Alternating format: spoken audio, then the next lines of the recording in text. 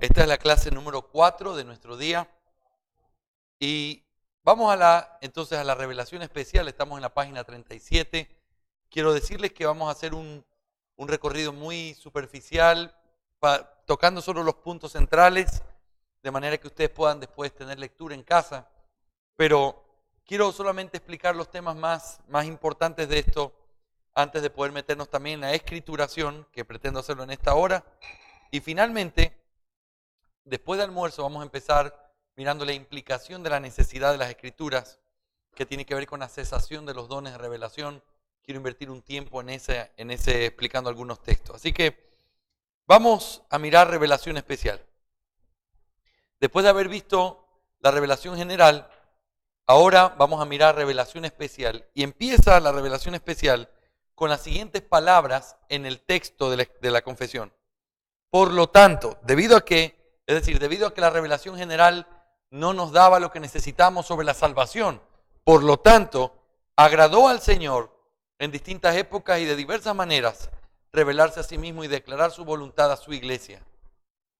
Aunque ya lo mencioné anteriormente, la confesión sigue hablando de revelación especial cuando se refiere a la escrituración. Sin embargo, lo que presenta en estas primeras palabras, antes de referirse a la escrituración de la revelación especial, es una expresión amplia de los aspectos más importantes de esta revelación.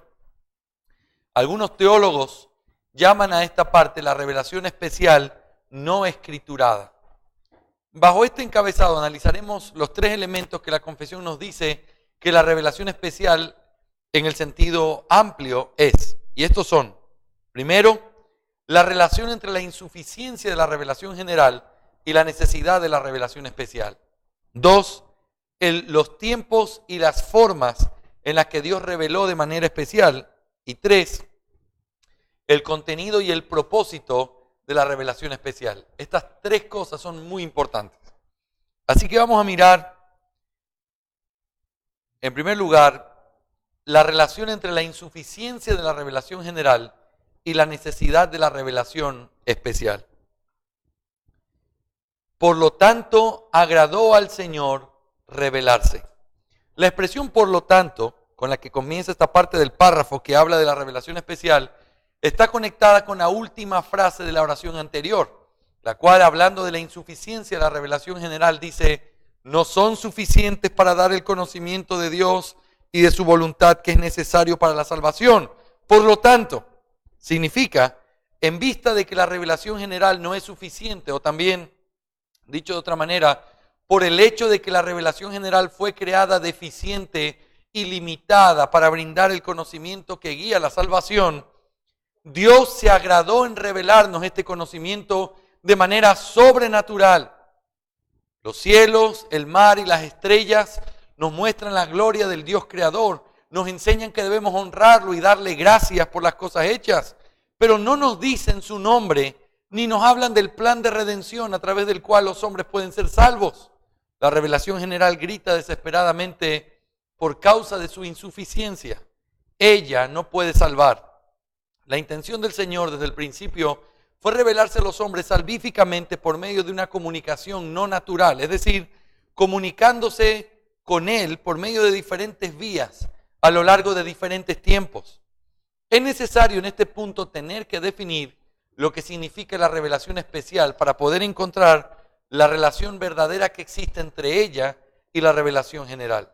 Así que revelación especial puede ser definida como la revelación de Dios que ha sido dada exclusivamente a individuos en particular, en tiempos específicos y a través de intervenciones y mensajes directos de parte de Dios. Vuelvo a repetir, revelación especial puede ser definida como la revelación de Dios que ha sido dada exclusivamente a individuos en particular, en tiempos específicos y a través de intervenciones y mensajes directos de parte de Dios.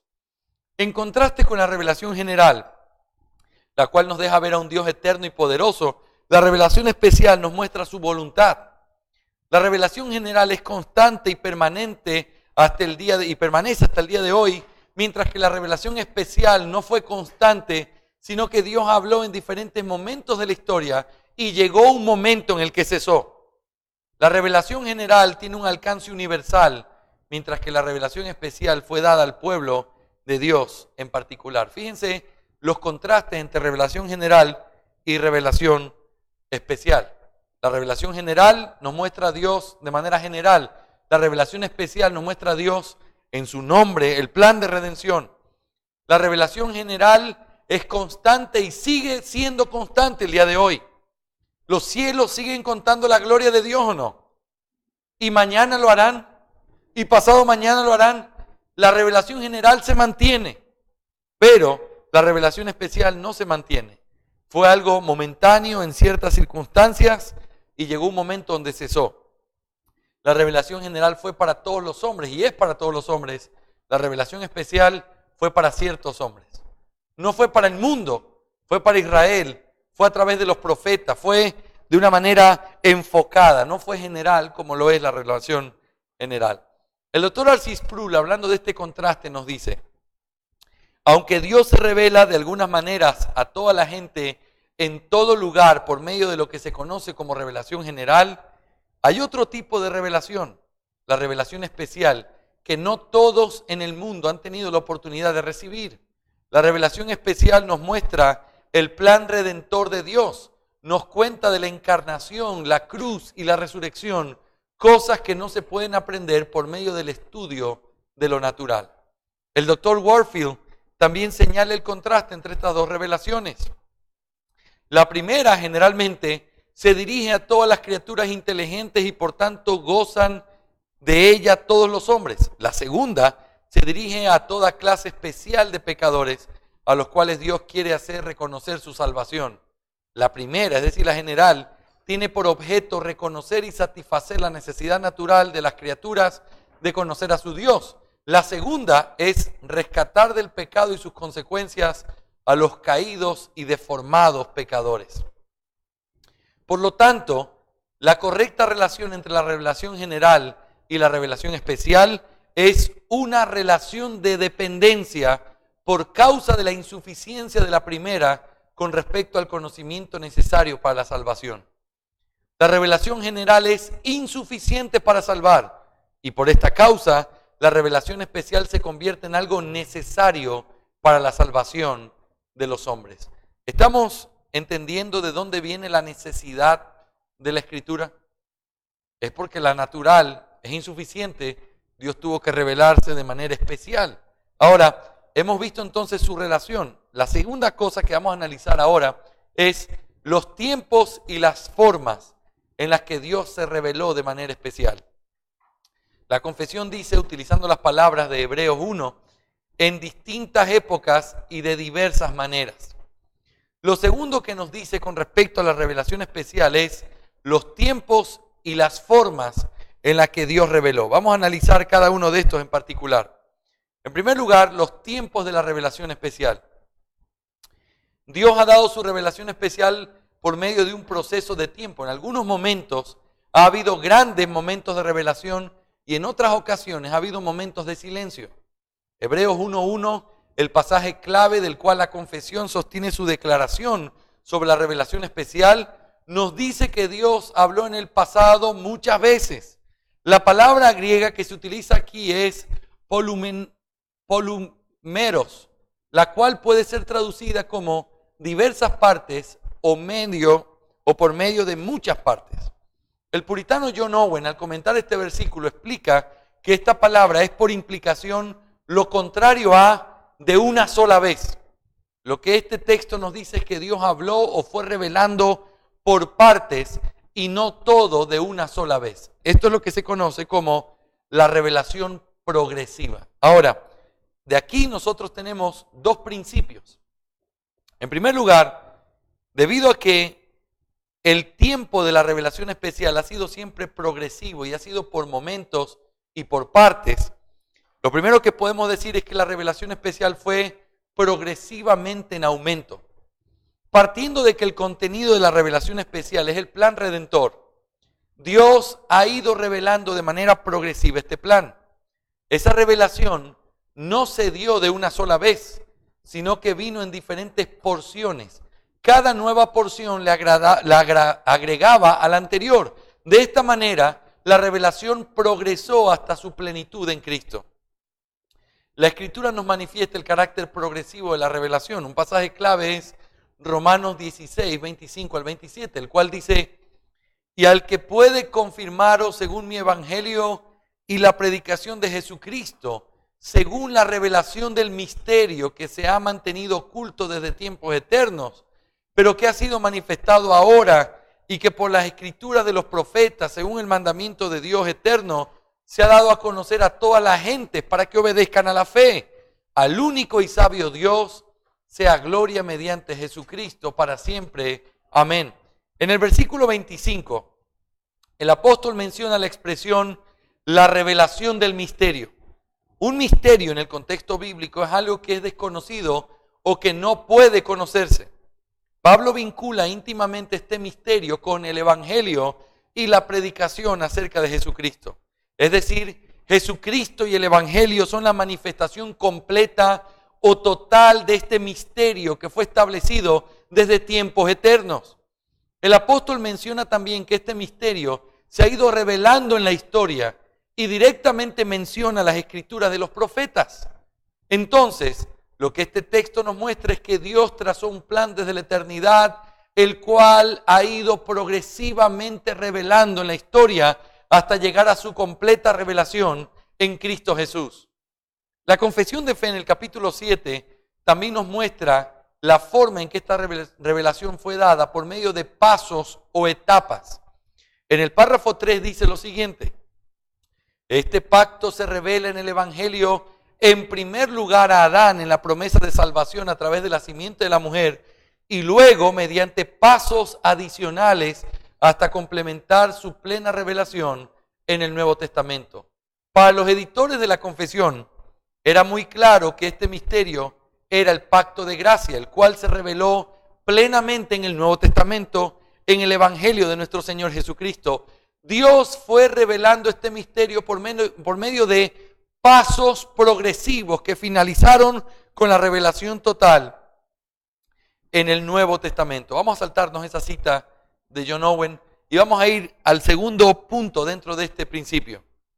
La revelación especial no solamente fue por medio de progresivamente en aumento, sino que también la revelación especial no fue dada de una manera ininterrumpida. Es decir, Dios no reveló todo constantemente, aunque lo hizo, presten todos atención acá, aunque lo hizo de manera aumentando el volumen de lo que iba diciendo, no lo hizo constantemente en el tiempo. A veces hablaba y luego paraba y volvía a revelar después de cientos de años, y después paraba y quizás la siguiente semana volvía a revelar, y después quizás el mismo día se le volvía a aparecer al profeta, y entonces era de una manera no constante en el tiempo. Aunque era progresivo e iba en aumento, no era constante. Habían momentos en que se interrumpía esa comunión y entonces Dios no revelaba y después volvía a revelar. Ahora, ¿por qué decimos todo esto? Acuérdense que estamos yendo hacia el concepto de demostrar que la revelación hoy ha cesado. Y uno de los principios es este. La gente que argumenta que Dios sigue revelando piensa o tiene la idea de que en la historia bíblica Dios siempre se reveló y lo hizo constantemente y así también lo hace hoy. Y entonces ellos reciben profecías y cosas cada tanto tiempo, como que si Dios fuera hablando de manera ininterrumpida a lo largo de la historia. Dios nunca hizo eso. Es más, entre el Antiguo y el Nuevo Testamento, ¿cuántos años hay? 400 años de silencio. Hay 400 años que el Señor no habló por medio de profeta. Estamos hablando de más de 4 generaciones. El Señor no habló.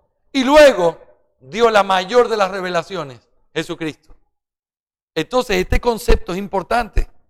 La revelación es dada no de una manera constante completamente, sino que es dada de una manera que se va interrumpiendo y que es progresiva. Una observación que surge al analizar estas muchas veces que dice el texto en las que Dios habló, es que Dios nunca habló de forma ininterrumpida, sino que hubo periodos de intensa revelación especial y hubo otros periodos donde Dios guardó silencio con respecto a su revelación del plan redentor. Por ejemplo, si tomamos la gran revelación redentora que Dios le hizo a Adán, no solo por medio de la gloriosa promesa del Redentor, sino también por medio de sus obras, entre las cuales estuvieron el cubrirlo con pieles de animales y el echarlos del jardín del Edén, nos damos cuenta de que luego de esta revelación Dios guardó silencio por muchos años hasta que volvió a revelarse en el tiempo de Noé. Su revelación fue progresiva, pues la promesa dada a Adán es ratificada a Noé y ampliada en detalle. Sin embargo, entre la promesa y la ratificación hubieron muchísimos años de silencio con respecto a revelación especial. Esto podemos notarlo a lo largo de toda la Escritura.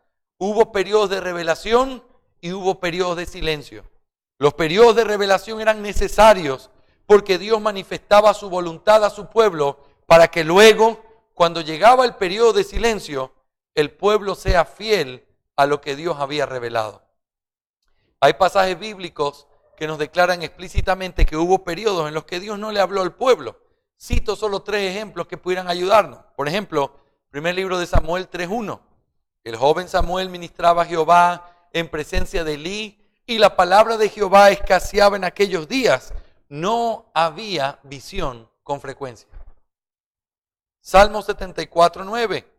No vemos ya nuestras señales, no hay más profeta, ni entre nosotros hay quien sepa hasta cuándo. En medio del dolor se dice que no hay señales.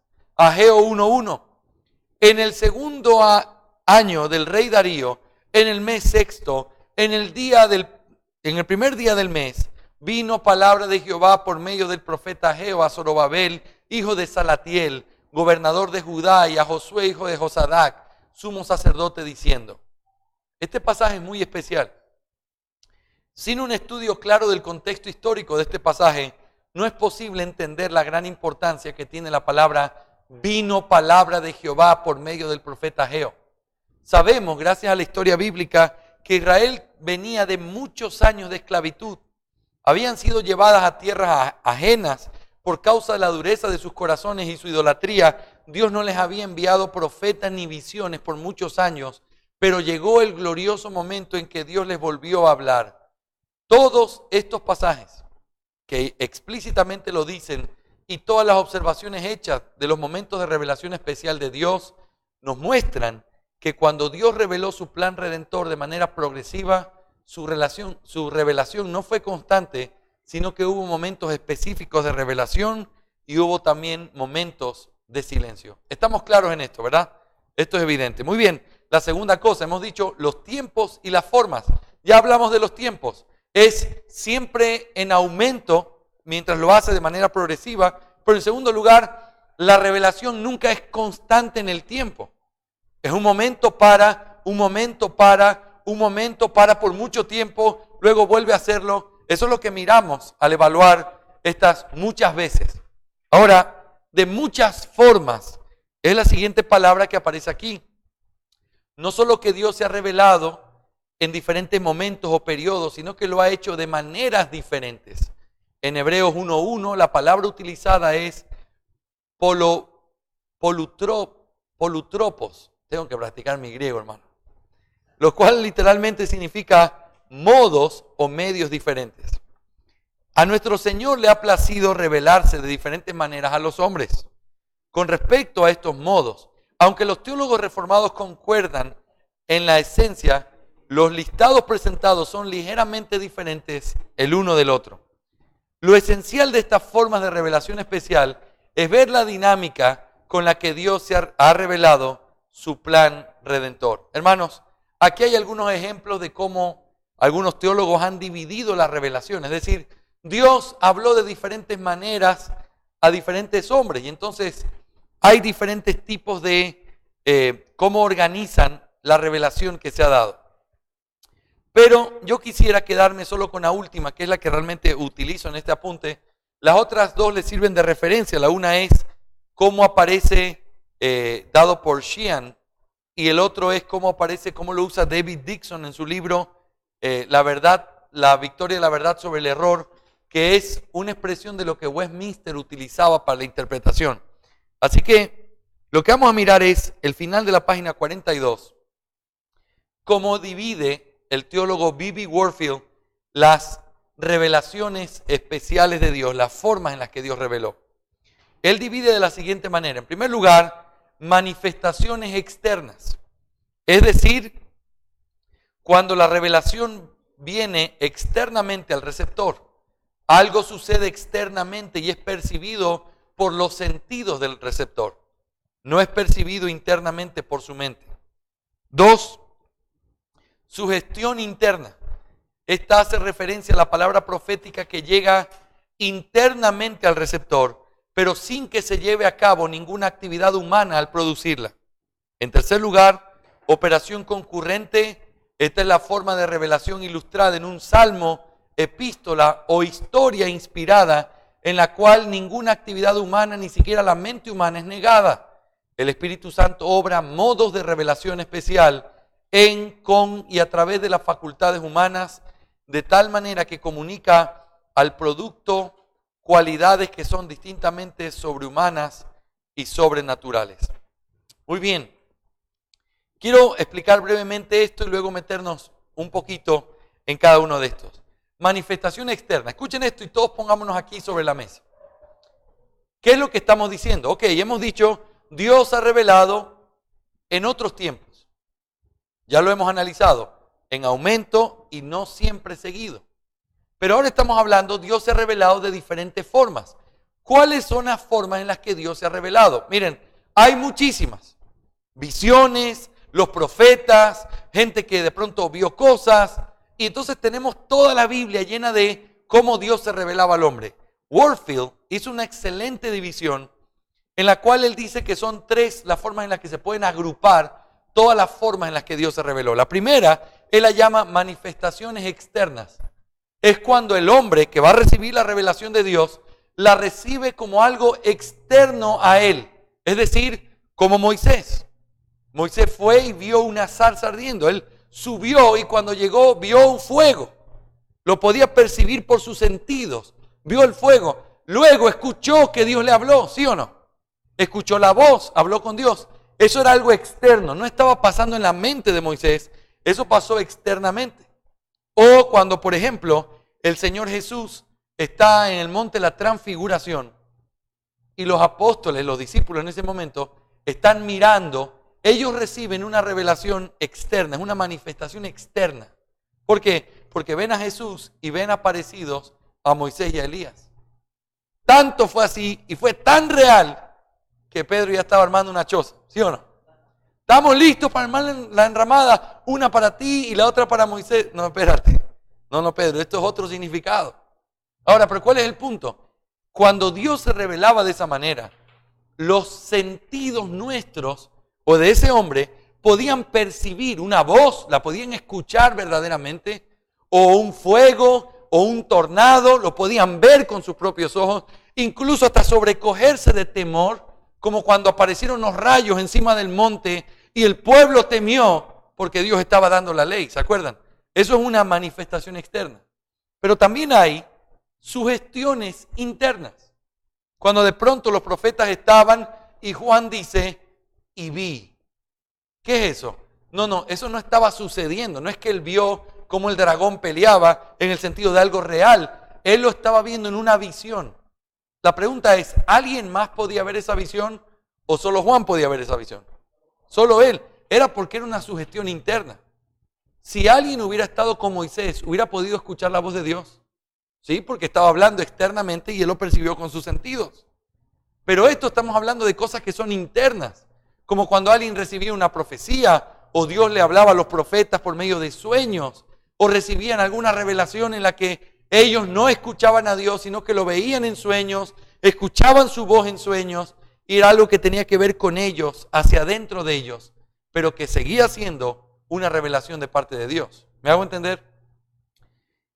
La característica que iguala a estas manifestaciones externas y a esta sugestión interna es que tanto en la manifestación externa como en la sugestión interna, el que recibía la revelación de Dios era completamente pasivo. Piensen en Moisés. Él simplemente se sentó y escuchó lo que Dios tenía para decir. Claro, él conversó con Dios, pero él se sentó a escuchar lo que Dios tenía para decir. Cuando Juan vio la visión, Juan vio algo, él no hizo nada. Dios fue el que obró, el hombre en eso es pasivo. Pero la tercera característica, que es operación concurrente, a diferencia de las dos primeras, este tipo de revelación sí tiene la participación humana.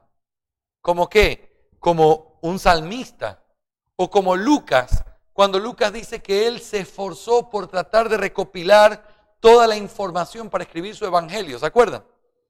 Esa forma en la que él obró es una forma que muestra la participación del hombre, pero al mismo tiempo, aún en la participación del hombre, Dios estaba llevando a los hombres a que ellos pudieran correctamente hacer lo que estaban haciendo sin errores. ¿Me hago entender, mis hermanos? Así que volvamos a repetir, repitan conmigo para que se oxigenen sus mentes. En primer lugar, hemos hablado de tres formas de revelación que Dios tuvo con respecto a esta revelación especial. En primer lugar, hablamos de manifestaciones externas. Repita conmigo, manifestaciones externas. ¿En qué consistía? Dios hablando desde fuera del hombre y el hombre podía percibir lo que Dios estaba diciendo por medio de sus sentidos. Cuando Dios caminó con Adán y Eva, ¿era manifestación externa o sugestión interna? Externa. Caminó con ellos. Se paseaba en medio del huerto. Qué impresionante. Ahora, la segunda cosa es, o la segunda forma de revelación que Dios daba era sugestión interna. ¿Cómo era? ¿Y qué es eso? Es algo que ya no tiene que ver con algo externo al hombre, sino que sucede dentro del hombre, en el cual está viendo una visión o está soñando, no está pasando en la vida real, él simplemente ha sido llevado a un mundo donde él puede percibir eso con sus sentidos. ¿Me hago entender? Internos. Y en tercer lugar, la operación concurrente, que es la forma en la cual la facultad humana trabaja juntamente con lo que Dios está dando para que no hayan errores, sino que se preserve este tema sobrenatural. Así que rápidamente vamos a ver solo algunos ejemplos de cada una de estas formas de revelación. En primer lugar, manifestaciones externas. Hay muchísimas, pero por ejemplo, echar suerte era una de las formas de manifestación externa. Y aunque llame la atención, esta forma de revelación, la Biblia hace muchas referencias al uso de esta forma. El echar suerte era una forma de saber qué era lo que Dios quería sobre determinadas circunstancias. Por ejemplo, en el día de la expiación se echaba suerte, que se cree que era como una especie de dado, donde se determinaba cuál de los dos machos cabríos iba a ser sacrificado y cuál iba a ser lanzado al desierto para que muriera y cayera por un despeñadero. También cuando se distribuyó la tierra prometida, se utilizó suerte. Cuando se investigaba a alguna gente que había hecho algo malo, se utilizaba suerte. Para seleccionar al rey y de manera específica a Saúl, se echó suerte para saber quién era el que Dios quería que sea el rey. Y así por el estilo. Ahora, es importante notar aquí dos cosas fundamentales. En primer lugar, la Escritura nos enseña que aún el azar está bajo el control del Señor. En Proverbios 16:33 nos dice que la suerte es echada en el regazo, mas de Jehová es la decisión de ella. Muchas veces Dios quiso revelar su voluntad al pueblo por medio de suerte echada en el regazo. Sin embargo, en segundo lugar, debemos considerar algunas implicaciones importantes. El echar suerte era una forma muy limitada de revelación que requería desesperadamente de mayor revelación. Por lo tanto, era temporal y estaba condicionada a la llegada de la revelación mayor. El echar suerte no estaba abierto a cualquier circunstancia de la vida del pueblo, sino estrictamente restringido a circunstancias específicas que el Señor dio. Así que ninguno se le ocurra buscar la voluntad de Dios tirando dados. Estamos hablando de cómo Dios lo hizo en el pasado y Dios mandó que se hiciera así. No era algo que tenía que ver con Él, sino era algo que Dios mandó que se hiciera así. Urim y Tumim literalmente significa luces y perfecciones. Sabemos muy poco con respecto a la naturaleza exacta del Urim y el Tumim. Abro solo un paréntesis. ¿Saben ustedes lo que dijo Joseph Smith, el fundador de los mormones, sobre el Urim y el Tumim? Dijo que eran unos lentes especiales con los que él pudo leer a través del jeroglífico que había, y así él podía entender lo que había escrito el ángel Moroni. Es una tristeza de entendimiento. No son lentes. El Urim y el Tumim es posible que hayan sido dados que servían para echar suerte. Y eran sobre cosas específicas que tenían que ver con lo que Dios le había mandado al pueblo. ¿Qué más? Ángeles hablando de manera corporal. ¿Se acuerdan ustedes todas las veces que aparecieron ángeles en la Biblia dando mensajes, hablando con Abraham, hablando con María, hablando con Elizabeth o con Zacarías, mejor dicho, y hablando con ellos, con los papás de Sansón, con Gedeón? Eran ángeles, eran seres reales que tomaban cuerpo para que ellos pudieran ver y hablar con ellos. Milagros también son llamados señales. Los milagros o señales de la Biblia no deben ser consideradas como meras muestras del poder de Dios, sino como parte esencial de la revelación de Dios. Los milagros tienen que ver con símbolos de verdades redentoras y con el reino de Dios. Así que esto aquí lo vamos a saltar para verlo cuando veamos la siguiente clase hablando de la cesación de los dones. Esto es importante, pero lo vamos a dejar ahí con respecto a las señales. Otra forma, las teofanías. Teofanías eran apariciones de Dios en el Antiguo Testamento. El ángel de Jehová, cada vez que aparece el ángel de Jehová, se reconoce que el ángel de Jehová es una aparición de Dios, el Hijo, en un cuerpo preencarnado. No es su cuerpo físico, sino que es un cuerpo que el Señor le daba, que era temporal y que usaba en el Antiguo Testamento. Él aparecía en el Antiguo Testamento. ¿Y por qué sabemos que era Dios? Porque a veces hace referencia a decir que lo adoraron y que él permitía la adoración, o hace referencia y decía, y el ángel dijo, y después dice, y Jehová dijo, hablando del mismo ángel. Entonces hay referencias para saber que Él es Dios mismo. También elementos de la creación, la voz audible, etcétera, etcétera. Aquí ustedes tienen el cuadro en la página 47 de las manifestaciones externas. Dios se manifestó externamente para revelar su voluntad a través de echar suerte, Urim y Tumim, ángeles, milagros y teofanías. Sugestiones internas. Aquí tenemos las visiones, el hecho de cómo Dios hablaba con los profetas, los sueños. Ustedes tienen todo eso para leer, que son la forma en cómo internamente Dios hablaba y se manifestaba con estos hombres, revelándoles su voluntad. Y finalmente, la operación concurrente.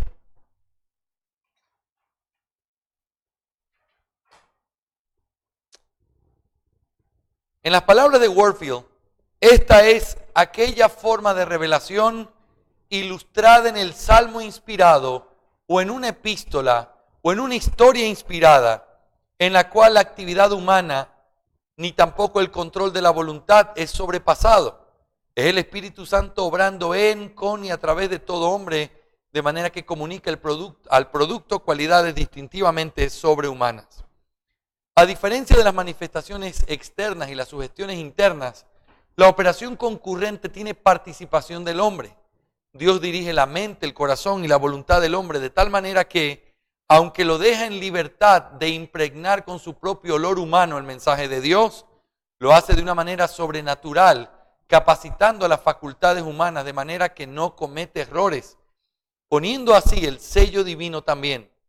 A la operación concurrente se le podría llamar inspiración.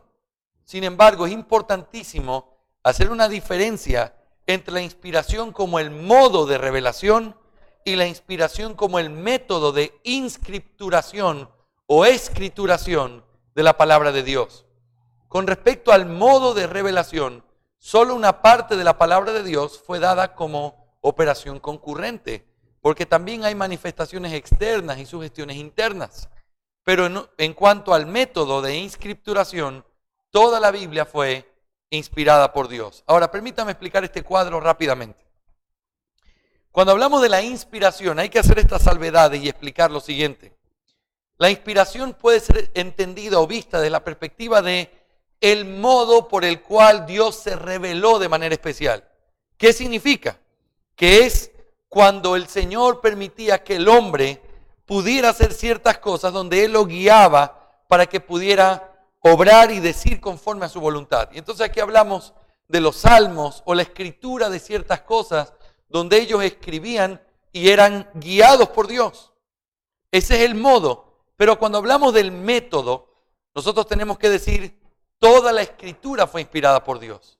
Es decir, la inspiración es una forma en la que Dios revelaba, pero es la forma en cómo Dios trajo todo lo que Él reveló a dejarlo por escrito. ¿Me hago entender? ¿Por qué hacemos esta distinción? Porque en el modo, lo que ustedes encuentran en la Biblia a veces es, por ejemplo, las palabras literales de Dios dichas a un profeta. Y lo tienen escrito ahí. Eso no fue operación concurrente, eso fue revelación directa de parte de Dios, una manifestación externa. O tienen, por ejemplo, lo que Juan vio. Cuando Juan vio lo que vio, eso fue una sugestión interna, ¿sí o no? Pero, aunque la revelación fue sugestión interna, cuando Juan lo escribió para nosotros, ¿qué fue lo que pasó ahí? Dios lo inspiró para que pudiera dejarlo sin error. Pero como Dios se reveló, no fue por medio de operación concurrente, sino por medio de la sugestión interna. ¿Me hago entender, hermanos? Lo uno son los modos, pero aunque hayan distintos modos, todos estos modos, al pasarlos y dejarlos por escrito, fueron puestos por escrito a través de la revelación de Dios. ¿Sí, hermanos? Muy bien. Avancemos un poquito más y veamos como punto número 3 el contenido de la revelación especial. Hemos visto ya el tiempo, las formas. Ahora veamos el contenido de la revelación especial. La confesión dice, Dios ha querido revelarse a sí mismo y declarar su voluntad a su iglesia. Como hemos argumentado antes, la revelación general, aunque imparte un cierto conocimiento general de Dios, no es suficiente para dar el conocimiento salvífico que los hombres necesitan. Las cosas hechas nos dice que hay un creador, el cual es poderoso, infinitamente sabio y eterno. Sin embargo, no nos hablan ni de su gracia, ni de su misericordia, ni tampoco de su plan redentor.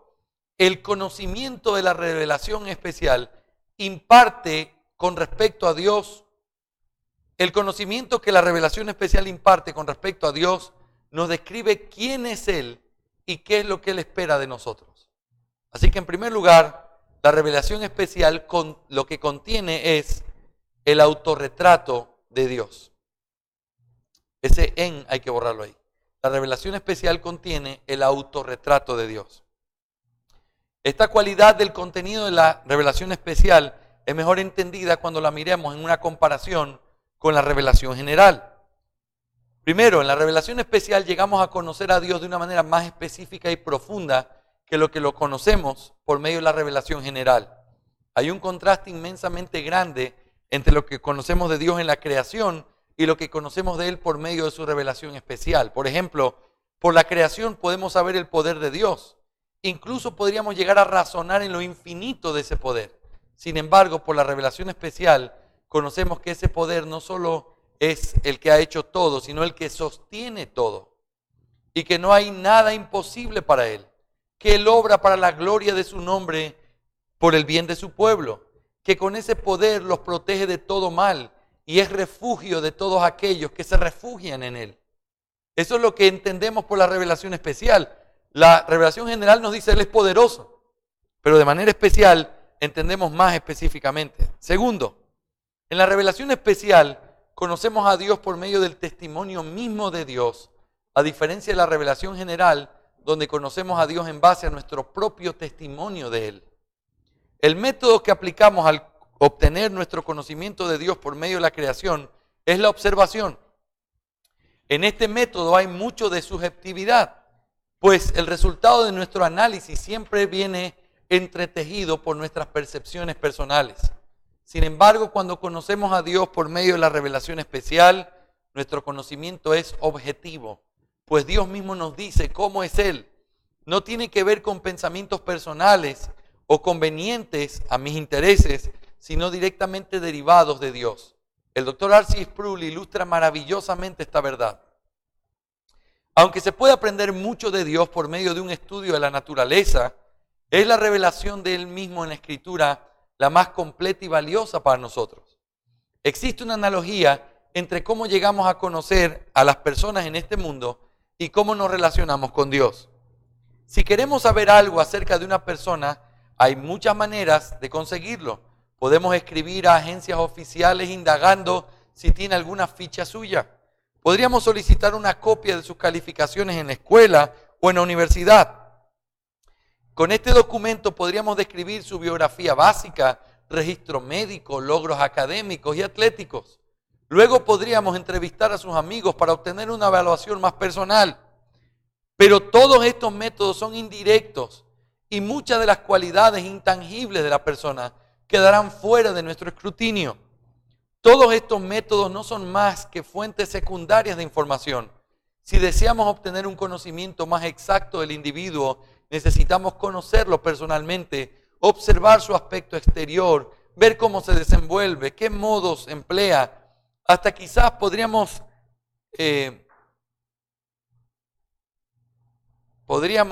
entender cómo siente, cómo piensa, lo que valora, lo que le disgusta. Pero si deseamos llegar a conocerlo íntimamente, tendremos que entrar en algún tipo de comunicación verbal con él. Nadie puede expresar con mayor claridad o exactitud lo que cree, siente o piensa que la persona misma. A menos que el sujeto en cuestión escoja revelar esas cosas verbalmente, nuestro conocimiento estará limitado a la adivinación y a la especulación. Solo las palabras nos iluminarán. Asimismo, cuando hablamos acerca del concepto de la revelación, nos estamos refiriendo al principio básico de la autorrevelación. Las Escrituras nos llegan como autorrevelación divina. Aquí la mente de Dios se muestra descubierta en muchas cuestiones. Con un conocimiento de la Escritura no necesitamos depender de información de segunda mano o mera especulación para aprender quién es Dios y lo que Él valora. En la Biblia Dios se revela a sí mismo. ¿Qué les parece esa ilustración de R.C. Sproul? ¿Está bueno o no? Sí la leyeron conmigo, ¿verdad, hermano? Esta cita es interesante porque muestra la diferencia entre conocer a Dios por algo secundario y conocer a Dios por sus propias palabras. Hay libros biográficos que a veces se llaman En mis propias palabras. Y es interesante porque la gente habla de personas y cuando la gente habla de personas, habla cosas externas de esas personas. Pero cuando hay una autobiografía o alguien cuenta su propia experiencia de cómo lo entendió, cómo vio, uno puede conocer un poco más sobre esa persona. A mí me encanta leer biografías. He estado leyendo una biografía en los últimos días sobre un hombre llamado Ernie Riesinger. Y él fue uno de los primeros hombres que volvió a abrazar las doctrinas de la gracia dentro del contexto bautista y es de alguna manera uno de los pioneros de los bautistas reformados en Estados Unidos. Y este hombre, cuando uno lo lee, pareciera que uno comienza a conocerlo. Porque entonces uno lee lo que él hacía, lee lo que él vivía, lee cuáles son sus pasiones, lo que le gustaba, cómo servía al Señor. Pero qué interesante es cuando dice, y esto fue dicho en sus propias palabras.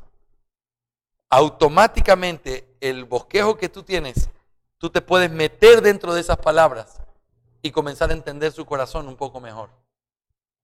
Es hermoso cuando uno lee una biografía y de pronto te dicen, esto es lo que salió de su propio diario en esa noche. Uno puede conocer a profundidad a una persona cuando una persona habla y revela el conocimiento de sí mismo a través de palabras. La revelación especial también no solamente es un autorretrato de Dios, sino que también contiene la voluntad de Dios para su pueblo. La revelación especial fue dada por Dios como una revelación de su voluntad, al igual que ciertos rasgos de su carácter. Si Dios no nos hubiera revelado su voluntad, es decir, el cumplimiento de sus deseos a través de un plan, hubiera sido imposible descubrirlo por nosotros mismos. No era cuestión de tiempo o de esfuerzo, hubiera sido imposible saber lo que Dios piensa si Él no lo hubiera dicho. Lo que Dios ha revelado está vinculado íntima y fundamentalmente con el plan de redención. Este plan glorioso tiene un fundamento en dos propósitos admirables que Dios ha querido revelar. Por un lado, lo que Dios nos mostró es cómo el Dios santo y recto puede perdonar a pecadores culpables y al mismo tiempo seguir conservando su justicia perfecta, es decir, la salvación de su pueblo. Por otro lado, como Dios no solo salva a pecadores a través de su Hijo, sino cómo los lleva de un estado de impiedad e imperfección a un estado de santidad y pureza, conformándolos a la imagen de su Hijo por medio de la obra del Espíritu Santo, es decir, la santificación de su pueblo. Así que lo que la revelación especial nos manifiesta es la voluntad de Dios para su pueblo, la cual consiste en la salvación y la santificación de su iglesia. Considerando esto que acabamos de decir, quisiera especificar dos conceptos importantes con respecto al contenido de la revelación especial. El contenido de la revelación especial consiste en la revelación progresiva del plan redentor. Y en segundo lugar, el contenido de la revelación especial es cristocéntrico. ¿Qué significa? Todo lo que Dios quiso revelar es basado en que pudiéramos conocer a Cristo Jesús. ¿Ok? Finalmente, y para concluir esta clase, el propósito de la revelación especial. Encontramos el propósito de la revelación especial. Aunque la confesión no menciona directamente su propósito, este es evidente cuando analizamos el sentido en que la revelación general es insuficiente. La revelación general es insuficiente para dar el conocimiento salvífico que los hombres requieren. Por lo tanto, la revelación especial tiene el propósito de darle a los hombres ese conocimiento, es decir, aquel que es necesario para la salvación. Su propósito es salvar a los pecadores y enseñarles la voluntad de Dios. Es a la luz de este propósito que podemos concluir cuál es la mayor necesidad que los hombres tienen y cuál es nuestra responsabilidad ante esos hombres. Aunque hay principios morales e historias inspiradoras en esta revelación, lo que los hombres realmente necesitan no es moralidad ni motivación optimista, sino salvación. La revelación especial, la cual hemos considerado en las páginas anteriores, no solamente fue dada, sino que Dios ordenó que se la pusiera por escrito. Esto nos lleva al último proceso dentro de la base de la necesidad de las Escrituras, y eso es la escrituración. Muy bien. Chris, ¿cuánto tiempo tenemos para parar? 5 minutos. Muy bien, hermanos, solo voy a poner las bases de esto para poder ir a la siguiente clase directamente a las implicaciones, que es la cesación de los dones de revelación. Pero hablemos un poco de la escrituración en estos últimos 5 minutos. Esto es lo que dice la confesión con respecto a la escrituración. Y posteriormente, es decir, después de dar la revelación en diferentes tiempos y de diferentes formas, posteriormente, para preservar y propagar mejor la verdad y para un establecimiento y consuelo más seguros de la iglesia contra la corrupción de la carne y la malicia de Satanás y del mundo, le agradó poner por escrito esa revelación en su totalidad. De esta declaración podemos notar 3 elementos muy importantes. Primero, el tiempo de la escrituración. La frase dice, y posteriormente le agradó poner por escrito esa revelación en su totalidad. Nos muestra el tiempo de la escrituración. El orden lógico es este. Primero, Dios reveló de manera sobrenatural su voluntad a los hombres. Luego, con el propósito de conservar esa verdad y propagarla, Dios quiso ponerla por escrito. La implicación es que la escrituración es el proceso final del proceso de la revelación, es decir, es una obra pasada. No está abierta, sino que se concluyó. Piensen en esto. El orden es, Dios reveló todo de manera general, ¿sí o no? Como la revelación general no alcanzó, porque no puede mostrarnos cómo ser salvos, Dios se revela de manera especial. Ahora, se reveló de diferentes maneras y en diferentes tiempos. Pero luego la confesión dice, y posteriormente, es decir, después de que Dios se reveló especialmente, de manera especial, y posteriormente quiso dejarla por escrito. quiso dejarla por escrito. ¿Cuál es el orden lógico? Si tú vas a dejar algo por escrito, la revelación que tienes que dejar por escrito se tuvo que haber terminado para que tú la puedas poner por escrito. Y si tú ya la pusiste por escrito, entonces ya no hay nada más que se está revelando. Porque si se está revelando, entonces la escritura que tenemos no está completa. ¿Sí o no? Porque ese es el orden lógico. Si hay revelación especial, que la hay, y Dios quiso dejarla por escrito para que los hombres la supieran, y ya tenemos la escritura, entonces eso significa que la revelación especial tuvo que haber cesado para que sea puesta por escrito. Y si ha sido puesta por escrito y nosotros decimos que la Biblia está completa, entonces significa que ya no hay más revelación. ¿Me hago entender? Ahora, esto es un razonamiento lógico, creo que es bíblico y es correcto, pero no es la base por la que nosotros decimos que ya no hay dones de revelación. Vamos a ver versículos bíblicos en la siguiente hora. Pero es lógico el hecho de saber para qué Dios va a dejar que algo se deje por escrito si no lo reveló primero. Y si ya lo escribieron, ¿significa entonces que ya se terminó de revelar o se sigue revelando? ¿Me hago entender? Es simplemente lógica. Si lo reveló y quiso dejarlo por escrito, entonces como una obra que ya quedó cerrada, dicen, ahora escríbela para que quede para el uso posterior de los que vienen después. ¿Me hago entender, hermanos, el razonamiento? Así que este tiempo es muy importante. Pero ahora veamos cuál es el propósito de la escrituración. El propósito de la escrituración son tres. En primer lugar, preservar mejor la verdad. Es increíble cómo Dios quiso hacer su plan. Dios quiso que la palabra quedara escrita. Yo les hago una pregunta. Si Dios hubiera revelado de manera especial solamente y hubiera dejado la revelación especial no escrita, ¿cuál hubiera sido el problema con la revelación especial hoy? O la conoceríamos completamente distorsionada. ¿Alguna vez han jugado al teléfono descompuesto? Uno comienza y le dice al uno una frase y le dice al otro la otra frase y ellos tienen que decirla uno al otro, la van pasando hasta que finalmente el último tiene que venir y decir a todo pulmón cuál era la frase. Y uno escucha esa frase y eso dice, eso no era lo que yo te dije. ¿Por qué? Porque uno, aunque quiere y la consigna es ganar el juego, uno escucha con atención, pero siempre le terminas poniendo alguna cosa. Una palabra suena como otra y a la final, aunque ya no tiene sentido, comienzas a buscarle el sentido y terminas diciendo otra cosa y a la final el mensaje final es completamente distinto al primero. ¿Ustedes se imaginan un teléfono descompuesto con respecto a la historia de Jesús? Nació en Galilea. No, fue en Palestina. No, fue en Jordania. ¿Cómo es la cosa? No sé, es que los tres han escuchado eso de fuentes primarias. No, si no tuviéramos la escritura, no se hubiera preservado la verdad como Dios la ha preservado hasta el día de hoy. Amén. Y ese es un gran beneficio. El Señor quiso dejarla así. Ahora, no solamente para preservarla, sino que la segunda cosa es para propagarla.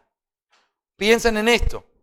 Sí, yo entiendo que los chismes se reparten rápido, pero piensen esto. Si yo recibo la revelación y te la cuento a ti y tú se la cuentas a él, ¿cuánto tiempo se demora en poder propagar esa verdad al mundo entero? Piensen qué interesante, cómo a pesar de las generaciones, a pesar de los años, a pesar de todo, la verdad se sigue propagando, esa verdad que Dios le dio al hombre. La pregunta es, ¿por qué se propagó? Porque Dios quiso dejarla por escrito. ¿Ven la ventaja de que Dios lo haya dejado por escrito? No solo la preservó, sino que la comienza a propagar de una manera más rápida. Se inventaron las imprentas. Hermanos, la Biblia es el libro más vendido en la historia de los hombres. Y aún el día de hoy sigue siendo el libro más vendido. Ahora, no sé si es el libro más leído, pero es el libro más vendido. En todo caso, Dios cumplió su parte. Porque Dios le dio a los hombres a conocer su voluntad, revelada de manera especial por medio de propagarla. ¿Y cómo hizo esto? Dejándola por escrito. ¿Me hago entender? ¿Qué más? También dice que la razón por la que quiso dejarla por escrito es, número 3, página 54, para un establecimiento y consuelo más seguros de la iglesia. El tercer propósito para la confesión está conectado a la debilidad de la carne y la malicia de nuestros enemigos. Dios quiso escriturar su verdad para que nuestra confianza no sea afectada por causa de la tan innata incredulidad que habita en nosotros.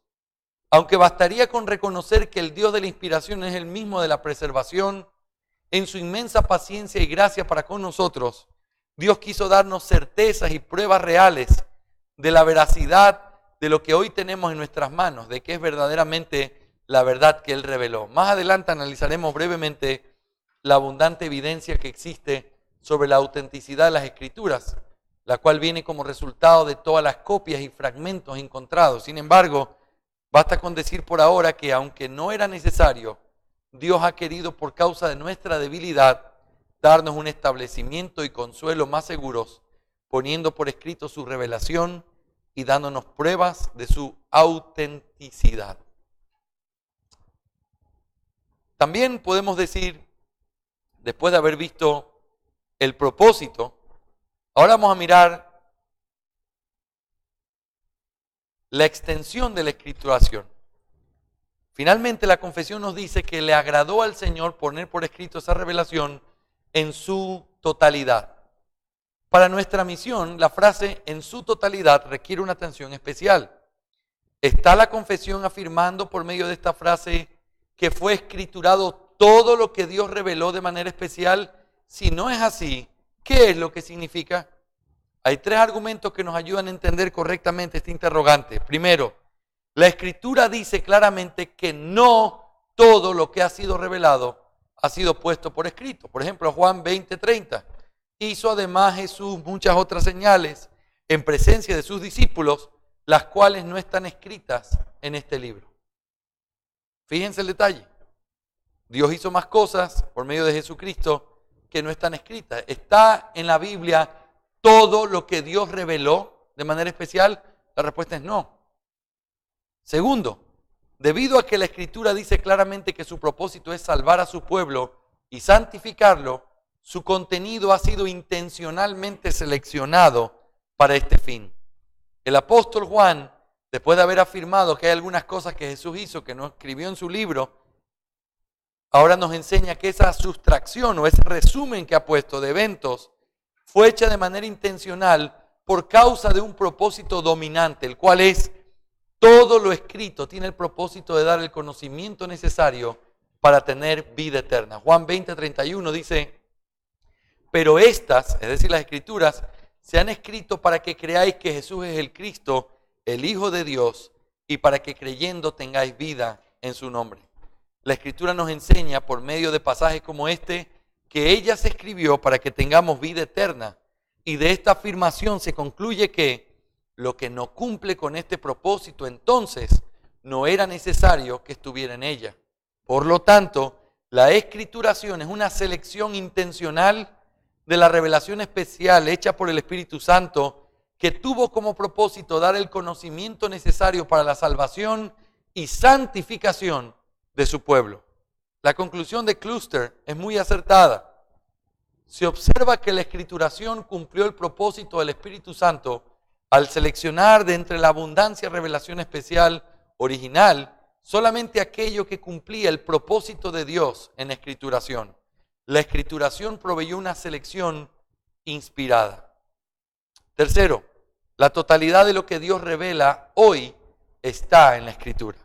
¿Cómo podemos conectar la declaración de la confesión con la conclusión a la que estamos llegando? Porque pareciera que la conclusión dice que Él ha dejado todo escriturado.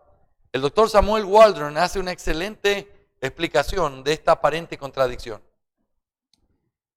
La confesión pareciera contradecir esto cuando dice que a Dios le agradó poner por escrito la revelación redentora en su totalidad. La claridad de la evidencia bíblica es tal que los autores no pudieron ciertamente pretender enseñar que toda la revelación redentora fue puesta por escrito. No es que todo lo revelado anteriormente esté escrito, sino que todo lo ahora revelado está escrito. La revelación redentora contenida en la Biblia es un compendio exacto y suficiente de toda la revelación redentora. Hay dos cosas muy importantes que deben ser observadas de estas palabras del Dr. Waldron. Primero, no es que todo lo revelado anteriormente esté escrito, sino que todo lo que ahora revelado está escrito. Hemos concluido anteriormente que no todo lo que fue revelado por el Señor fue escriturado. Sin embargo, todo, absolutamente todo lo que el Señor está revelando hoy a los pecadores se encuentra en la Escritura. Lo que eso significa es que la palabra de Dios es la única fuente de revelación especial el día de hoy. Segundo, la frase, la revelación redentora contenida en la Biblia es un compendio exacto y suficiente de toda la revelación redentora. En la palabra de Dios tenemos todo lo que necesitamos y aunque no esté todo lo que el Señor reveló, en ella se encuentra el resumen perfecto y suficiente de lo que Dios reveló para la salvación y santificación de su pueblo. Está completa y es suficiente. ¿Se entiende esta explicación, hermanos? ¿Sí? Quiero saber si ya están en piloto automático o estamos... ¿Sí captaron la importancia que tiene esto o no? ¿Qué es lo que se escrituró? ¿Qué es lo que se escrituró? ¿Qué es lo que fue puesto por escrito por parte de Dios? La respuesta es todo lo que Dios quería y todo lo que el hombre necesitaba para poder ser salvo y para poder ser santo. No está en la Biblia todas las cosas que Dios reveló, pero sí está en la Biblia un resumen perfecto de esa revelación que siempre tuvo como propósito. ¿Cuál es el propósito de la revelación especial? ¿Quién se acuerda? El plan de redención y específicamente, ¿de quién habla la revelación especial? De Jesucristo. Por lo tanto, todo lo tocante a Jesucristo está revelado en la Escritura. Y eso es lo que los hombres tenemos que saber. ¿Sí, hermanos? Conclusión de esta sección. Dios quiso revelarse. Su revelación puede ser entendida en tres etapas o procesos. En primer lugar, Dios se revela de manera general por medio de las cosas hechas. En esta revelación hay información verdadera que consiste no solo en proclamar la existencia de Dios, sino también reflejar algunos de sus atributos.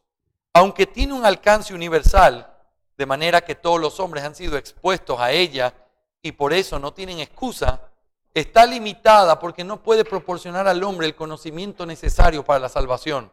Por esta razón Dios quiso revelar su voluntad a su iglesia y lo hizo en distintas épocas y de distintas maneras. A esto se le conoce como revelación especial, que constituye la segunda etapa de la revelación. La escrituración es el proceso final de la revelación de Dios. Después de haber revelado su verdad, el Señor quiso dejarla por escrito para preservarla, propagarla y ayudar a su iglesia a batallar contra su debilidad e incredulidad. No todo lo que Dios reveló está escrito, pero todo lo que Dios revela hoy a los hombres se encuentra en la palabra de Dios. Lo insuficiente de la revelación general y la escrituración de la revelación especial hacen de la palabra de Dios algo completamente necesario para la salvación y santificación de su pueblo. Muy bien, concluyendo entonces, hermanos, esta sección que ha sido larga, un poco pesada, pero es necesaria, nosotros tenemos que argumentar lo siguiente. Estamos hablando de la necesidad de las Escrituras. Y la pregunta es la siguiente: ¿por qué decimos que la Escritura es necesaria? La respuesta es esta: porque Dios ha querido revelarse y Dios se reveló de manera general. Esa revelación general no podía salvar. Por eso Dios tuvo que revelarse de manera especial. En la revelación especial Dios se reveló de muchas maneras en otros tiempos y reveló su plan de salvación y específicamente reveló a su Hijo.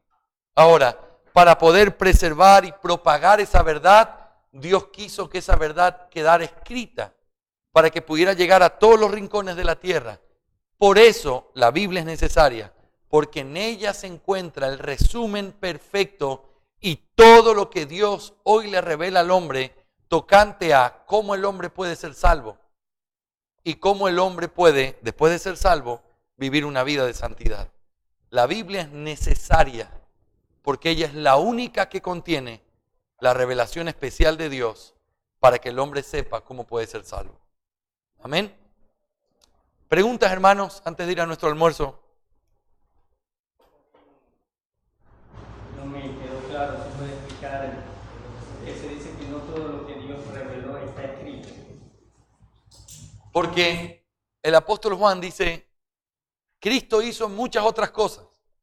Y acuérdense que hablamos de que las señales eran también revelación. Pero Juan dice, las hizo, pero no las escribí. Sino que lo que yo les escribí aquí, se los escribí para que ustedes supieran que Él es el Hijo de Dios y para que creyendo en Él tengan vida eterna. Entonces, ¿qué es lo que aprendemos de esas palabras de Juan? Dios reveló muchas cosas en diferentes tiempos y en otras maneras. Sin embargo, no todo lo que Dios reveló, Él quiso dejarlo por escrito, sino que todo lo que Dios reveló hablaban de Cristo, hablaban del plan de redención, y en ese sentido, lo que tenemos en la Escritura, aunque no es todos los detalles, es todo lo que necesitamos. Aunque no es cada cosa de esa revelación especial, es la revelación especial necesaria para cumplir el propósito de Dios por el cual Él dio la Escritura, que es la salvación del hombre y la santificación del hombre. ¿Me hago entender?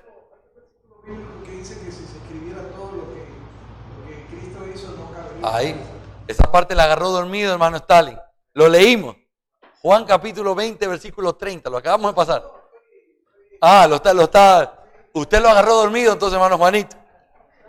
Juan capítulo 20, versículo 30 y 31. Es lo que acabo de citar.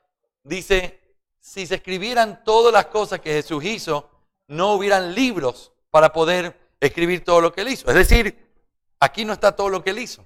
Sin embargo, lo que les presento a ustedes hoy es lo que ustedes necesitan para saber que Él es el Hijo de Dios y para que creyendo en Él tengan vida eterna.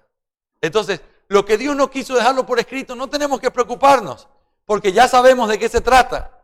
Era de Cristo, y era la revelación de Cristo. Lo más importante y lo que era necesario está en nuestras manos, en la palabra de Dios. Amén, hermanos. Pastor, ¿qué hay con aquellos documentos que encuentran todavía hasta el día de hoy?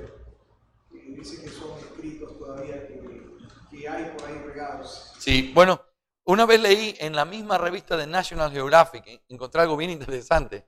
Decía, no todo lo antiguo es necesariamente verdadero. Y yo dije, viniendo de gente así, eso es mortal. Ahora, fue cuando estaban justo en la controversia, no sé si se acuerdan ustedes algunos años atrás, la controversia de el Código Da Vinci y que habían encontrado el evangelio de quién era, de Judas. Y entonces, que cuando lo encontraron y era un evangelio de ahí del siglo segundo, tercero, y entonces que era antiguo, y entonces era en ese contexto que ellos dicen, por ser antiguo no significa que es verdad.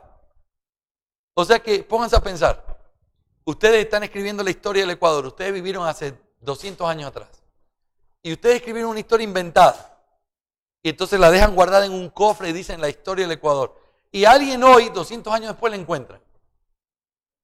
Oh, la historia del Ecuador, esto es antiguo, esto hay que creerlo porque esto, no, espérate, el hecho de que esté guardado en un baúl o que lo encuentren no significa que es verdad.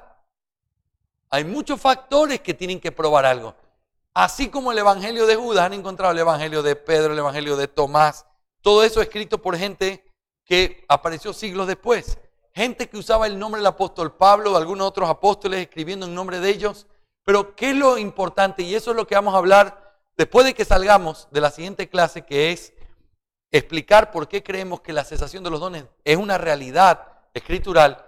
Vamos a tener que hacer un resumen rápido en los pasajes de la confesión. Pero en el pasaje o en el punto número 2, que es la identidad de la escritura, nosotros vamos a analizar brevemente el hecho de la inspiración y de cómo la iglesia no se inventó el canon de la escritura. Es decir, no hubo alguien, San Gregoriano III, vino y dijo, me lo inventé, ese no existe, vino y dijo, a ver, Mateo, Marcos, Lucas, Juan, Tomás no, ese quítalo, Judas no, ese no. Yo quiero que esos 4 hechos romanos, eso déjemelo ahí, ese va a ser el Nuevo Testamento. Amén, amén, hermano. Muy bien, fírmelo. Esa es la Biblia. Así no fue. ¿Cómo fue que pasó? La iglesia no tiene la autoridad para declarar como inspirado algún libro. La iglesia no tiene esa autoridad. Quien tiene esa autoridad es solo su autor. Es Dios. Ahora, Dios como el autor ha inspirado los libros.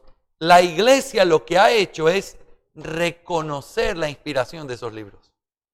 Entonces, cuando se hizo, o hubo un momento en que tuvieron que tomar la decisión para ver cuáles eran los libros que habían sido inspirados por Dios, ellos no tuvieron mucho debate al respecto, porque ya la iglesia, aunque no había una lista oficial, la iglesia entendía cuáles eran los libros. Es algo sobrenatural. No hubo alguien que lo seleccionó. Se daba por sobreentendido que era inspirado porque ese libro tenía cosas sobrenaturales. Así que con respecto al Antiguo Testamento no hubo ningún problema porque tomamos el canon que ya los judíos habían hecho. Pero con respecto al Nuevo es donde hubo el problema. Porque no había un canon establecido, la iglesia se estaba haciendo, se estaba armando, estructurándose, se necesitaban de profetas y gente que hablara porque todavía la palabra no estaba terminada, pero cuando se terminó, hubieron principios que ayudaron a catalogar cuáles eran los libros que debían ser parte del canon, no arbitrariamente, no es que alguien los escogió, la iglesia los reconoce, Dios es quien nos inspira. Si la iglesia fuera quien tuviera la oportunidad de decir, este libro es inspirado, entonces la iglesia es la autoridad. No, es Dios quien lo inspira. Y Dios dice, este libro es inspirado. La iglesia lo único que hace es decir, este libro es inspirado porque tiene la marca de Dios y nosotros lo reconocemos. ¿Me hago entender?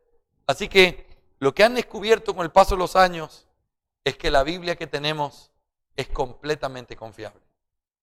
Y aun cuando hay ciertas variantes textuales, hay ciertas Biblias que si usted usa Biblias como la Biblia de las Américas o la Reina Valera, usted se da cuenta que hay diferencias a veces. Hay una palabra que no aparece aquí y otra palabra que sí aparece allá. Hay una parte del texto que no está y otra parte que sí está. En toda esa parte hay ciertas variaciones, pero las variaciones no le quitan la autoridad a la Escritura, ni siquiera el hecho de que nosotros dudemos. ¿Será que yo tengo una Biblia completa? No, sí la tienes. Y este es mi razonamiento. Piensa en esto. Dios se tomó tanto trabajo. Estoy hablando en términos humanos. Dios se tomó tanto trabajo en escoger hombres, revelar su voluntad, inspirarlos para que escriban esa voluntad revelada, para que después se pierdan los manuscritos en el paso de los años. ¿A usted le parece que eso tiene sentido?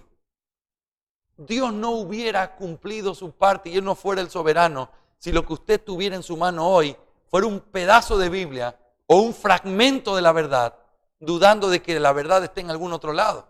Porque entonces de nada sirvió la inspiración, de nada sirvió todo lo que Dios hizo, porque lo que usted tiene en su mano no es perfecto. El mismo Dios que inspiró es el mismo que preservó su palabra. Y esa es la confianza de que lo que usted tiene en su mano es verdaderamente la palabra de Dios. Él no iba a permitir que su plan fracase. Amén. Señores, se están durmiendo, vámonos a comer. Vamos a orar por los alimentos, vamos a darle gracias a Dios y nos vamos a comer.